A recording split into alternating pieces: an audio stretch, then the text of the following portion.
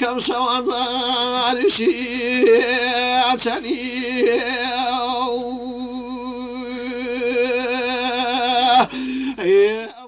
او راشپوشانه بسیار جامگان بناوبانگ بون و شیوه آوازک تایبت بخواه بون کنها بسیار چمانت ناسین. ام غانا ام راشپوشانه بتأكيد وكو بيشواني دينك عينك سروتی تایبت بخویان یان هبو. سیاچمانه تنی دورین هورا مانیدت گوتن او بهیستن. او راستی به جغرافیا سیاچمان جغرافیا کی زور گورنیه. سیاچمانه وک ویژه یا دوکی گلگ لسر ویژه یا نویسکی باندوردار بویه او گلگ هلبسوان دوار ویژه ده مفاهج سیاچمانه ورگرتنه. زوربه هر زوری او دق الشعریانه که همانه بتایبەتی شعری دوای قۆناغی مەولەوی بەتایبەتی سەرچاوەی لە دنیای بەرینی سیاچەمانەوە گرتووە. نەتەوایە کورد بەسەدە ماوێک و ئاخاوێ هاتیە داگیرکردن ji aliyê hikûmetê kolonyalîstî ve rastî êrişa dagirkirina kultur û folklorê hatiye û dagîrkeran ew yeka kirine ya xwe. هەر ئێستا نییە. هر همیشه او حوله هبو هر همیشه حوله داوا بو دزین و بو روخاندن و بو تێکدانی فەرهەنگ و کاڵچر و کەلەپوری کوردی.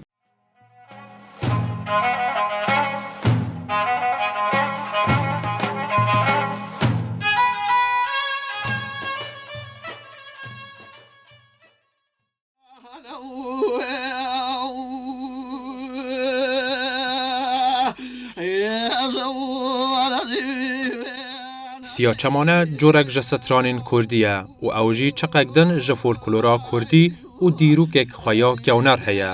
و هند دیروک ناس دبیجن پیوا سیاچمانه لسردم میترایزم و هاتیه و اول داورین هورامانی ده هاتیه براو کرن. ده سردم میترایزم ده کمک مخ بونه و راش پوش بونه و او مخانه جه خلق دن دهاتنه جدا کرن. صدم جدا کرن آوان راش پوشانه وک حالت طبقه‌ای یا ایروی بویه و او راش پوشانه بسیار جامگان بناوبانگ بون و شیوه آوازک تایبت بخواه بون کنها بسیار چمانت ناسین. جامه واتا جلو برگ اما دواتر بوتا بونمونه جامه دانی و یا جامانه واتا شوینه شتێک ئەتوانی جامەی تێبخەی جلوبەرگی تێبخەی وەکو توێشە بەرە. ئەم مۆغانە ئەم ڕەشپۆشانە بەتەئکید وەکو پێشەوایانی دینێک ئاینێک سروتی تایبەت بە خۆیانیان هەبوو. دەقە ئاینەکانی خۆیان ڕاز و نیاز و نیایشی خۆیان تەبیعەتەن ئەبێ بە ئاوازێک بچڕنەوە. ئەم ئاوازە ناوبانگی دەرکرد بە لەحنی تایبەتی سیا جامەگان واتە ئاوازی تایبەتی ڕەشپۆشەکان کەواتە دروستترین ناو هەمان ئەو ناوەیە واتە سیاچەمانە کوردکراوەی سیا جامەگانە. لێنەرینên جودا لەسەر سیاچەمانە هەنە ئەم لەسەر وان نەرینان چۆنە جەم هونەرمەند هوماوەند. نەریناوێ جودا بوو و ئەو دەبێژە سیاچەمانە ji ئەڤینداریya کوڕکەچێکی ve hatiye ku vateya çawraşbûna kesekî dide. لە ئەسڵا بەڕاو بۆ چوونی خۆم سیاچەمانە وشەیەکی ڕەسەنی هەورامiyە بۆ مەجموعەیە ئاوازی ئاشقانە بەکارهاتەوە ینی کاتێک ینی هەر بەڕاستی ئەو دانەری ئەو ملۆدیە کە لە ئەسڵا و یەکەم جار ملۆدیەکی ئاشقانە بووە و بۆ خۆشەویستێکی مەجازی بەکارهاتووە سیاوچەمانە هەر بە وشە ئەسڵیەکەی خۆی بەکار هاتووە بۆ کەسێکی چاوڕەش وتراوە. سیاچەمانە دیروکێک دوور و درێژ هەیە و تێزانین ئەو بەری دیروکە هونەرێکی هەر هەبوویە و gelek jî li ser vê bawerê ne ku dîroka siyaçemane dizavere li ser 4000 sal berî niha û dema ku mirov di van deveran de hilkewtine siyaçemane jî li cem van hatiye afirandin. دینە ئاریەکان ئەزانین کە یەکەم دینی یا ئاینی میهریە، دوای ئەو زەروانی وچی بۆ تا دواتر ئاینی مەزگەسنا سەر هەڵەدان. ئەمەش بە تعبیری ئەمڕۆ ئەبێ بڵێن پێشمێژوو. بە تایبەتی کە مناڵێن پێشمێژوو واتە پێشمێژووی مدەوەن، ناگەڕێمەوە بۆ پارینە سەنگی و نازانم تا دوایی پێشمێژووی نووسراو. کەواتە مێژووی سەرهەڵدان یا لەدایکبوونی سیاچەمانەش ئەگەڕێتەوە بۆ هەمان سەردەم واتە پێشمێژوو، واتە دوورترین و مێژینەترین و دێرینترین مێژوو ئەگەر بێ ببەخشی بە لایەنی هونەری پێش هەموویان بە سیاچەمانە بەخشرێ. ئەمانە مەجموع ئەو کۆمەڵە ئاوازی و کۆمەڵە ملودی و هایەکی ڕیتمیک و ئاوازی و ملودیکن کە ڕیشەی تاریخیان هیچ نەبێ هەر ئەگەڕێتەوە بۆ تقریباً زیاتر لە 4000 ساڵ لەمەوە پێش، چون ئەوانە ئەو ئاوازانە لە ئینعکاسی ڕەفتاری مەجموعەیەک مرۆڤ کە لە ناو سروشتێکی زۆر تایبەتمەندا دروست بووە لە دەربڕینی ئاهات و ئەحساسی ئەو مرۆڤانەیە کە لە ناو سروشتێکی وەحشی و دەوڵەمەند و شاخ و داخاویە دروست بووە و جوابدانەوە وەڵامدانەوەی مرۆڤە بۆ سروشت و سروشت بۆ مرۆڤ. تاقە گوڵەکەمی بەفری لاینی ساری ئابە لەنجاو گەول فینکی دیڵەکەمی بەفری لاینی ساور دخڵا قەڵباریگی فینکی دیڵەکەمی ئیحوال و حەڵەڵ شەرت و وەفاکەڵ. Siyaçemane tenê di deverên hewremanê de tê gotin û bihîstin. Ew avaza kewnar di demên berê de li hewremana mezin ku her vek Celîl Ebasî dibêje, ji Loristanê heta Mosilê li xwe girtiye û hatiye gotin û di hewremana text û lehûn de çirtir bûye û li vir hatiye parastin. ئەکرێ بڵێن هەورامانی گەورە،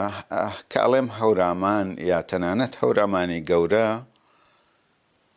بە پێی جۆگرافیای سیاسی داتاشراوی ئەمڕۆ نایڵێم، بە پێی دەقی ئاوێسایڵێم کە لە لۆڕستانەوە تا مووسڵ، لەولاوە تا هەمەدان، لەولاوە تا سەقز و مەریوان و تا دوایی ئەمانەی هەمووی لە خۆی گرتووە. ئەمە پێڵێن هەورامانی گەورە. سیاچەمانە یا سیا جامەگان لە هەورامانی گەورەیە چڕراوە بەتایبەتی لە هەورامانی ئێستەیە کە دابەشە بێتە سەر هەورامانی تەخت و لهۆن چڕ بۆتەوە بۆ چونکە ناوەندەکەی ئەوێ بووە، چونکە ئێمە ئەزانین کە ئەگەر کونجکۆڵی بکەین وردبینی بکەین لە مێژووی ونبووی خۆماندا ئەبینین کە چ میتراییزم چ ئاینی مەزگەسنا هەردووکیان لە هەورامانی گەورەیە سەریان هەڵداوە، کەواتە پەرستگاکانیان لەوێ بوون و کەواتە سروتە ئاینیەکانیشیان لەوێ بوون. ئەم جۆگرافیایە کەوتمان شوێنی لەدایک بوون پەرەسەندن و چڕینەوەی سیاچەمانە بووە، بەڵام ئێستا ئەبینین تەنیا بۆتە مۆرکێک لە خودی هەورامانە، هەورامانی بچووک کراوە یا بە تعبیرێک با بڵێن هەورامانی تەخت و لهۆن. ئەوە ڕاستی بێ جغرافیای سیاچەمان جغرافیایەکی زۆر گەورە نییە، یعنی ئێمە ئەتوانین بڵێن لە منتەقەی کرماشان کە بەشێکی هەورامانەکەوێتە ئەو ناوچەیە تا ئەگاتەوە لای مەریوان و تا ئەگاتەوە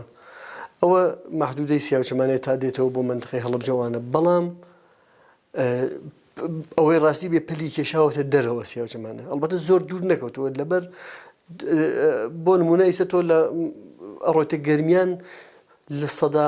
هەفتای خەڵکی گەرمیان حەز لە سیاوچەمانەکەن هەمووشیان ئەیزانن مەسەڵەن ئەڕۆی بۆ منتقەی کەلهۆڕی و بۆ منتقەی مەسەڵەن ئەو بەشێک لەو منتقانە حەز لە سیاوچەمانەکەن و شخصیتە گۆرانی وێژەکانی منتقەی هەورامان ئەناسن و لەزەتیش لێبن و هونەرمەندەکانیش و مۆزیسیانەکانیش استفادەکەن لە کارەکانیان بەڵام جغرافیایەکی زۆر گەورەیتیان نیە بەڵام لە دەوڵەمەنی ڕیتم و نەوعی ئیحساسە بەڕاستی ئەتوانم بڵێم لە ڕۆژهەڵاتە موزیکێکی زۆر دەوڵەمەنە سیاوچەمانە لەبەرەوە بۆ هەموو بابەتەکان و بۆ هەموو کایەکانی ژیانی مرۆڤایەتی ئەوانە ملودیتیایە بۆ هەموو فۆرمەکانی ژیان ئاواز دروست کراوە بۆ خۆشەویستی بۆ جەنگ بۆ حماسە بۆ سەراعەت بۆ کشاوەرزی بۆ هەموو بابەتەکان لەناو مەجموعەی سیاوچەمانە تۆ توانی ملۆدی پێدا بکەیت.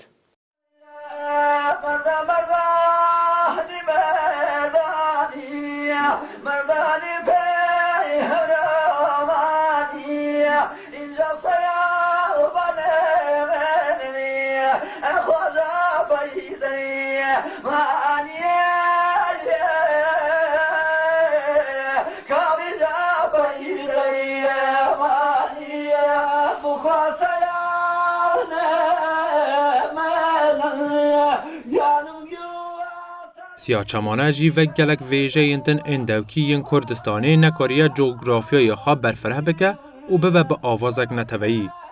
Bi sedema vê ku di her beşek ji coğrafyaya Kurdistanê de avazên cuda bi van navçeyan hebûne, ew awazane jî nekarîne berfirehtir bibin.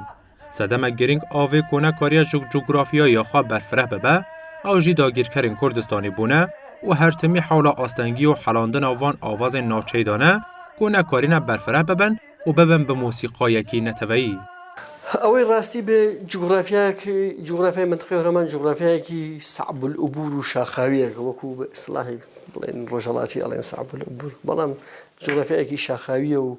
دەست نەکەوتنی شرایەتی هاتوچوو لە کاتی خۆیان هاتوچووکردن و پەیوەندی لەگەڵ دەوروبەری خۆیان تۆزە سەنگین بووە بەڵام بابەتی مەسائلی فەرهەنگی پێشکەوتنی فەرهەنگی و پێشکەوتنی بابەتە ڕۆشنبیریەکان دەستێکی سیاسی هەمیشە لە پشتەوە بووە. ئێمە بەداخەوە منتقەی هەورامان و هەر کورد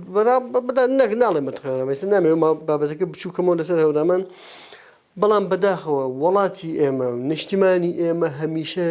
لە دەوروبەریان مەجموعەیەک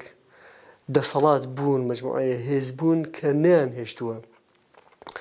ئەم نەتەوەیە لە ڕووی فەرهەنگی و ڕۆشت بکات ینی ئیستاخۆ پێشتریش باسی ئەومان کرد بەیەکەوە ئێستا دوژمنەکانی ئێمە حەزەکەن ئێمە هەمومان بچێکەوە ئەم ملەتە بڕۆین شەڕ بکەن ڕوبەڕوویان وەکو دوژمنێکی ڕاستەوخۆ بەیەکەوە شەڕ بکەین حەزەکەن هەر هەمومان بین بەچەکدار بەڵام هیچ کات حەز ناکەن نووسەرێک بێت کتێبێک چاپ بکات کتێبەکەی بە زمانێکی فەڕەنسی بۆ نمونە تەرجمە بکرێتەوە چون ئەوە ئەسلحەیەکە هەمیشە ئەمێنێتەوە دژی دوژمنانی نەتەوە هەمیشە نانهێشتووە ئێستاش بێت دیسە ئەتوانم بڵێم سەختە ینی کارکردنی بواری ڕۆشنبیری لە وڵاتەکە ئێمە هەر ئێستاش بربەست دروست ئەبێت هیچ کەم لەو ڕێتم یا ئاواز یا لەحنە دینیانە بەداخەوە هیچیان نەبوونەتە ئاوازێکی نەتەوەی سروتێکی نەتەوەی هیچ کام دۆخێکی نەتەوەیان بە خۆیان نەبینەوە تۆ سەیری هۆرە بکە سەیری قەتار بکە لەگەڵ هاتنی ئاینی زەردەشت هۆرە دروست بوو واتە دوا بە دوای سیاجامانە هۆرە واتە کورتکراوەی ناوی ئاهورە کەڵێ هۆرەیەک بچڕە واتە بچڕە بانگ بکە لە ئاهورە سەرنج بدە هیچ کەس ناڵێ هۆرەیەکم بۆ بڵێ وەکو بە گۆرانی بێژە گەڵەی گۆرانیەکمان بۆ بڵێ تۆ لەم لاواڵەی هۆرەیەکمان بۆ بچڕە یا سیاچەمانەیەکمان بۆ بچڕە ئەم چڕینە واتە گازکردن کە ئەگەڕێتەوە بۆ گاسانێک بۆ گاتاکان واتە گازکردن لە کێ لە یەزدان لە ئاهورە دوای ئەو بە پێی تایبەتمەندی جوگرافی بەشەکان بۆ نمونە لێرەوە بوو بە گاتار کامڕۆ بە قەتار ئەیناسین لەولاوە بوو بە لاوک وە تا دوایی لە هەر شوێنێک بە پێی تایبەتمەندی فەرهەنگی و هەڵکەوتەی جوگرافی ئەو شوێنە حاڵەتێکی تر و دۆخێکی تری بەخۆوە گرت دووبارە یەکەمەوە ئەمە هەر هەمووی بنەماکەی سیاچەمانەیە بەڵام دواتر لەو لاوە گۆڕدراوە حاڵەتی دگەردیسی هەیە بەچی بەهۆرە لەم لاوە بە قەتار لەو لاوە بەچی تا دوایی و هیچ کامیشیان نەیانتوانیەوە بە تەنیا ئەو دۆخە نەتەوەیە بخۆیان بگرن یا دۆخی با بڵێن فەرانەتەوەیش سنوورەکانی خۆیان تێپەڕێن ئەمڕۆشی لەگەڵ بێ سیاچەمانە مەحسوورە بە ناوچەیەک هۆرە هەروە مەحدودە بە ناوچەیەک و قەتاریش مەحدودە بە ناوچەیەک بەڵام ئەگەر وەکو ڕەگاژۆ سەیری هەر هەمویان بکەین ئەبینین دۆخەکە دۆخێکی نیشتمانی و سەرتاسەری نەتەوەییە بەڵام بە شێوازی جیاواز یعنی ئەگەر بە تعبیرێکی زۆر سادە بێڵێم با بڵێن وڵاتی کوردان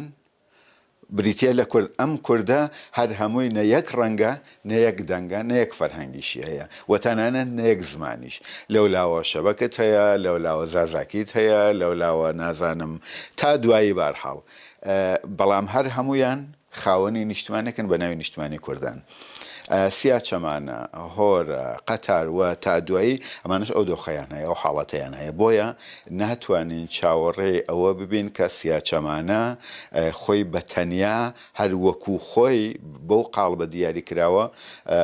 بچێتە ناو دۆخێکی نەتەوەییەوە هەروواکە ناتوانین چاوەڕێ ئەوەش لە هۆرە بکەین لە قەتار بکەین لە شتەکانی کەس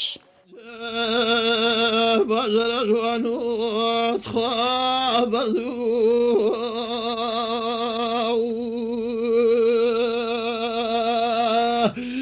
زری دعوه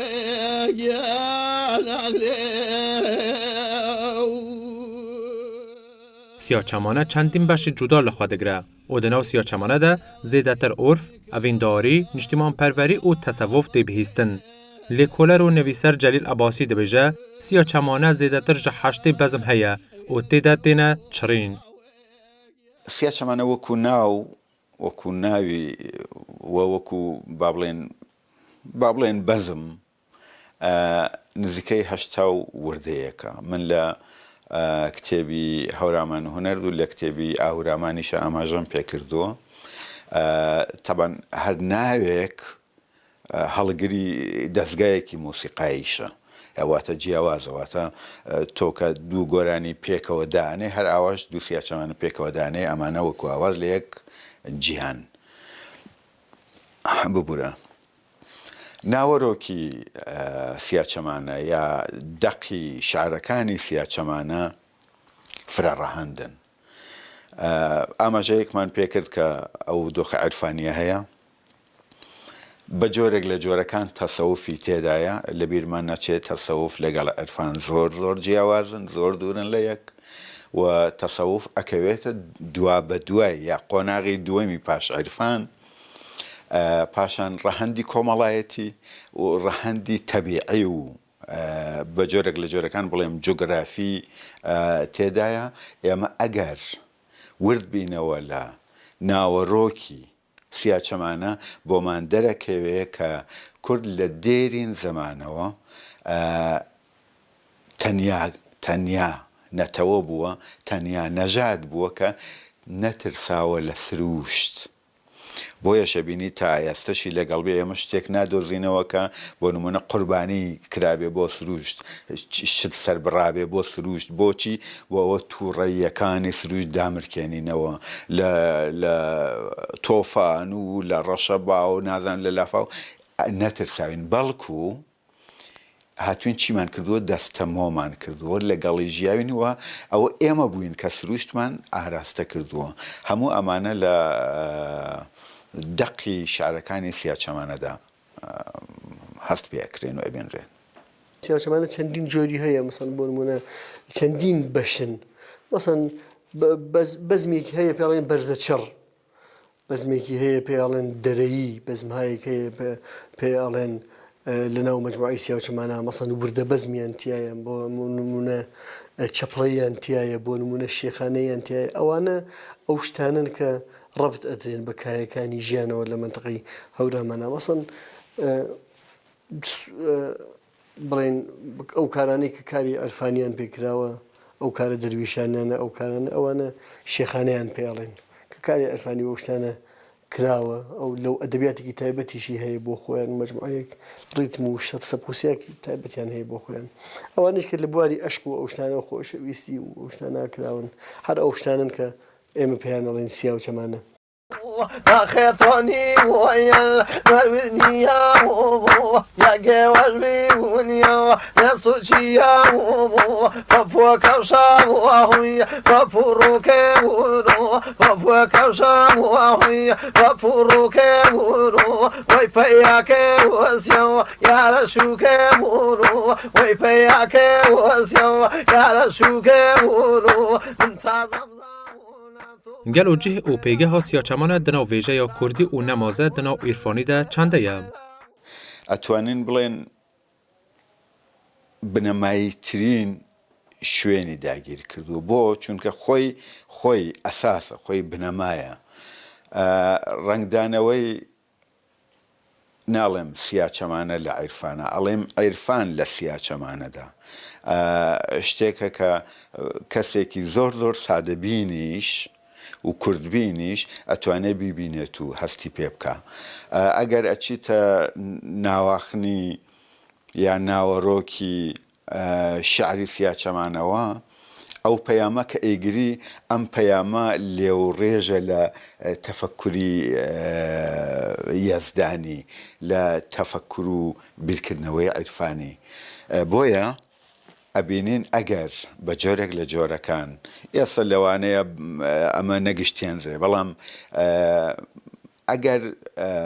ئەو حاڵ و هەوا عیرفانیە و ئەو پەیامە عیرفانیە ئەگەر سیاچەمانە و ناوەڕۆکی سیاچەمانە یا لە هەندە حاڵەتاوەرە و ناوەڕۆکی وەرەی لێ بگریتەوە تا ڕادەیەکی بەرچاو ئەبێتە هیچی پێ نامێنێ سیاچەمانە ئەکرێ ئاوای بشوبهێنین کە درەختێکە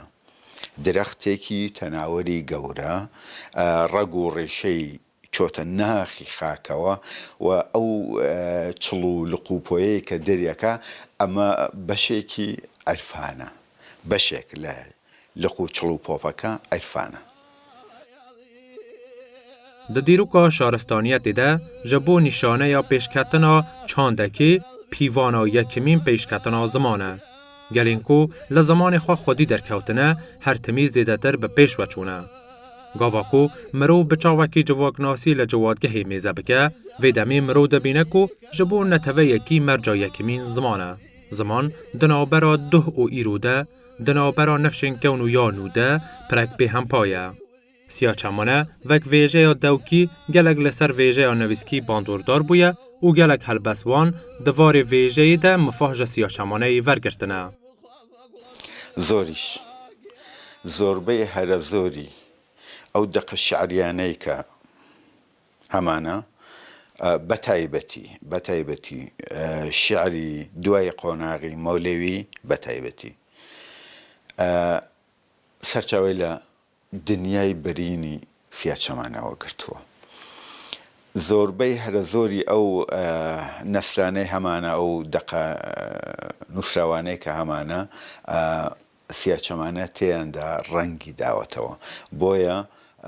نەک تا ئەمڕۆ تا دواتریش ئەو ڕنگدانەوەی ئەمێنێ ئەو کاریگەری ئەمێنێ و گەرچی من بەتایبەتی ئەماژەم بە پاش مەولەوی کرد بەڵام لە خودی مەولەویە ئەو کاریگەری ئەبینین بەسەر شیعری مەولەویەوە بەسەر فکری مەولەویە ئەو کاریگەری ئەبینین بۆ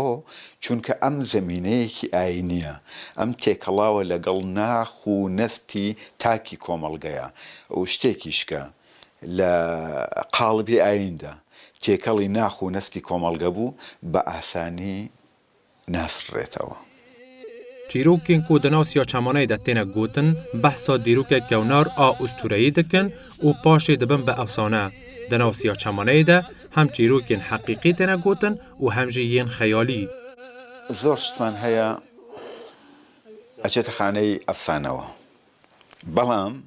لێرە ئەبێ بوەستین لەسەر ئەم باسە چونکە ئەبێ ئاوەڕ لە ئوستورە بدەینەوە. چیرۆکەکانی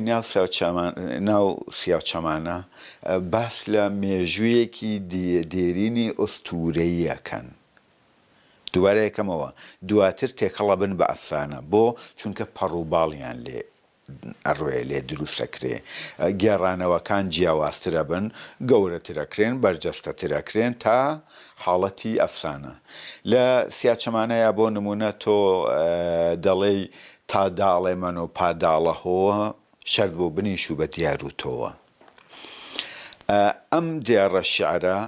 سەردەمی شەڕێکی داگیرکارانەی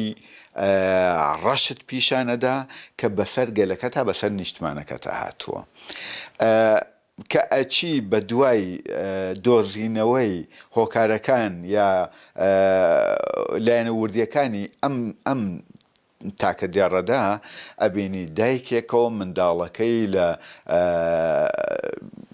ئەشکە و تێکنا لە شوێنێکە پێڵێن داڵەهۆ شوێنی داڵەکان لەوێ داناوە بۆ ئەوە نەکەوێتە دەستی دوژمن چونکە ئەزانێ ناتوانێت لەگەڵ خۆی بەرێ وە سەرنجام ئەمیش ئەکوژرێ لەوێ داڵ ئەیخوا داڵ منداڵەکە خۆن ئێستا بگەڕێەوە بۆ شانامە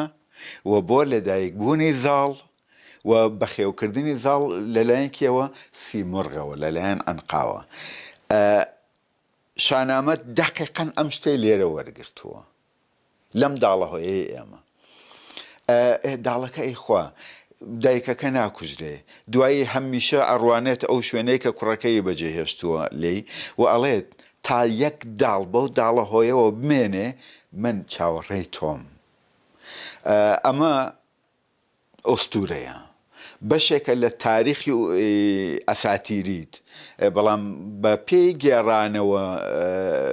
مؤاخەرەکان ئەوانەی دواتر تێکەڵی ئەفسانابێ بۆیە لە هەر هەموو ڕێگەکانی تێدایە لە هەر هەموو ڕێگەکان ئۆستورەیی ئەفسانەیی مێژی و حەقیقی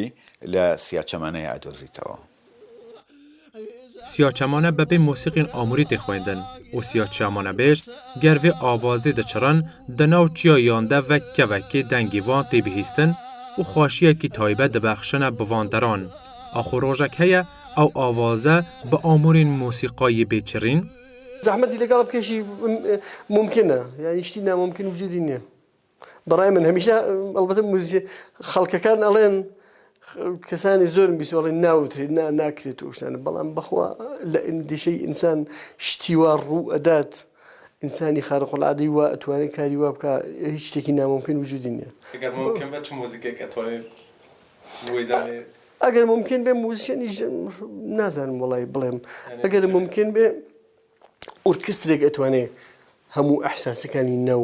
ملودیەک بەیان بکە ئەتوانم بڵێم لەوانەیە ئامێرێک نەتوانێت بەڵام ئورکسترێک ئەتوانێت کەواتە موئەلفێکی قەوی ئەتوانێت ئەحساسەکانی ناو ملودیەکی سیاوچەمانە پیشان بدات بەو تەسویرەی کە هەیە خۆ بەو ناوەڕۆکەی کە هەیەی بەڵام ئایا کەی نازانم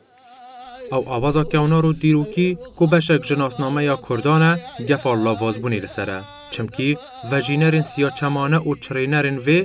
vek berê kêmin û sedemên vê yekî dizavire li ser kalbûna van vejîneran. داخەوە کرێ بڵێن بەڵێ خەریکە بەرەو لاوازبوونە چێ سەردەمی گەشە و بەلووتکە گەیشتنی سیاچەمانە ئەگەڕێتەوە بۆ قوتابخانەی برایانی کەیمنەیی کاتێک ئەم قوتابخانەیە سەری هەڵدا و گەشەی کرد حەقیقەتەن سیاچەمانە گەشەی کرد ئێمە ئەڵێن ئەوەی سەردەمی ئەحمەخانی ئەردەڵان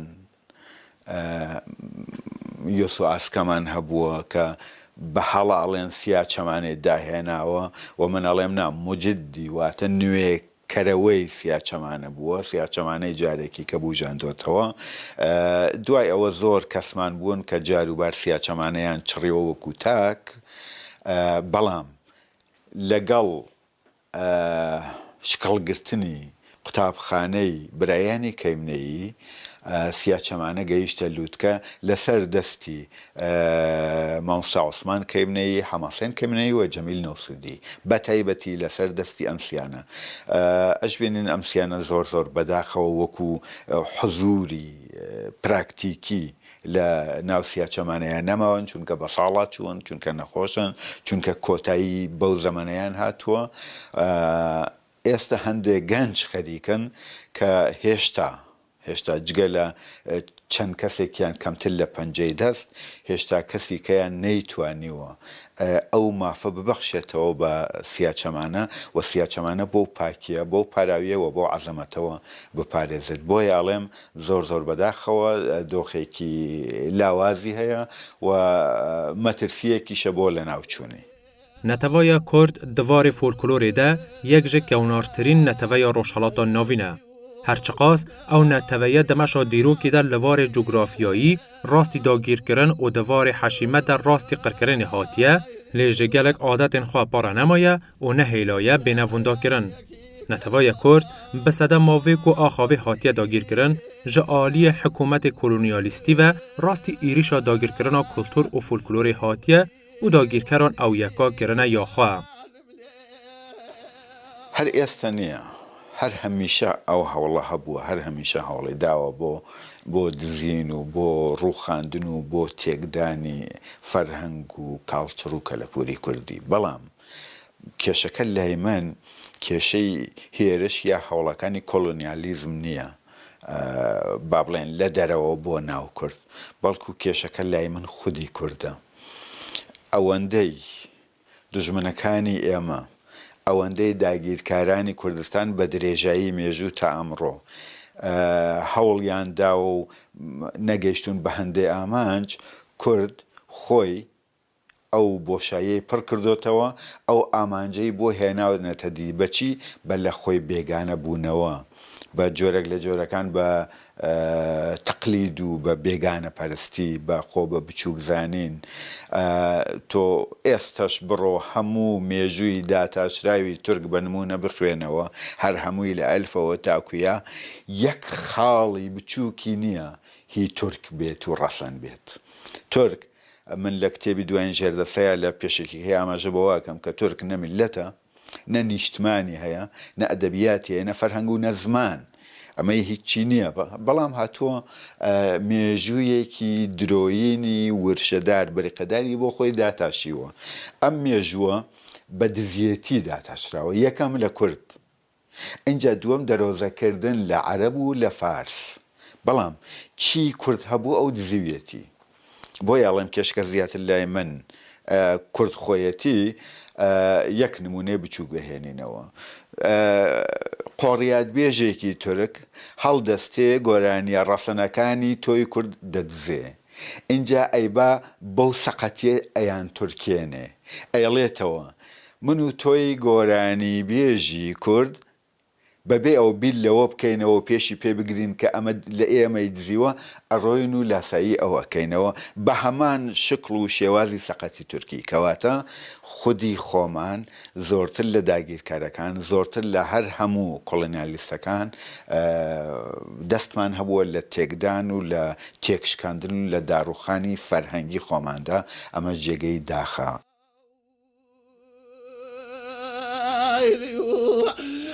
مخافك ولا سنورك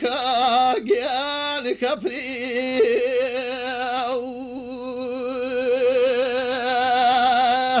يساو بصيق يا نبليو